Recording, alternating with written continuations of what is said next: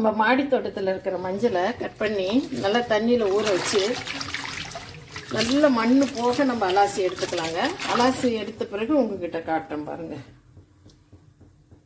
மஞ்சளை நல்லா கழுவியாச்சுங்க. சுத்தமாக மண் இல்லாமல் கழுவி குக்கரில் எடுத்து வச்சுருக்கேன். நல்லா முழுகிற அளவுக்கு தண்ணி ஊற்றி நம்ம ஒரு விசில் விட்டு எடுக்கலாங்க.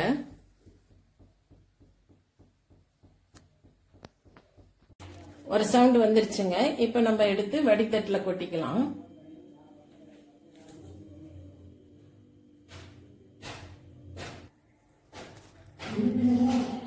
ஆறணுன்னு நம்ம பொடி பொடியாக கட் பண்ணி காய வைக்கலாங்க.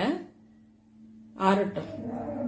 மஞ்சள் எல்லாம் நல்லா வேக வச்சு எடுத்துட்டு ஆறணுன்னு நல்லா கட் பண்ணியிருக்கேங்க.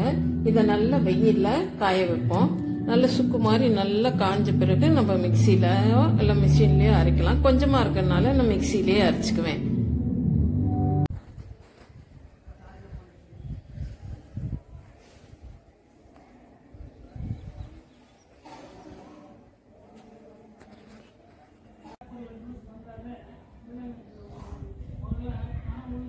மஞ்சள் நல்லா காஞ்சிருச்சு பாருங்க. அப்படியே சல சல சல சலன்னு சவுண்டு கேட்குது. மிக்சியில் கொஞ்சம் கொஞ்சமாக அரைச்சிக்கலாம். சூடான நிறுத்திடுங்க. வேற ஜார் எடுத்துக்கலாம்.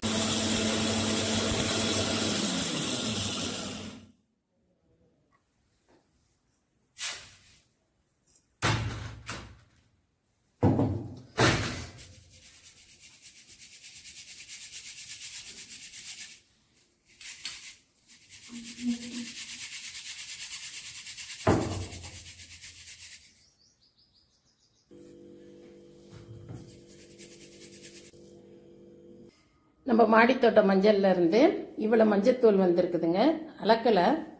அளக்கிறதுக்கு எங்கிட்ட தராசு இல்லை. இந்த அளவுக்கு மஞ்சள் வந்திருக்குது பாருங்க. கப்பி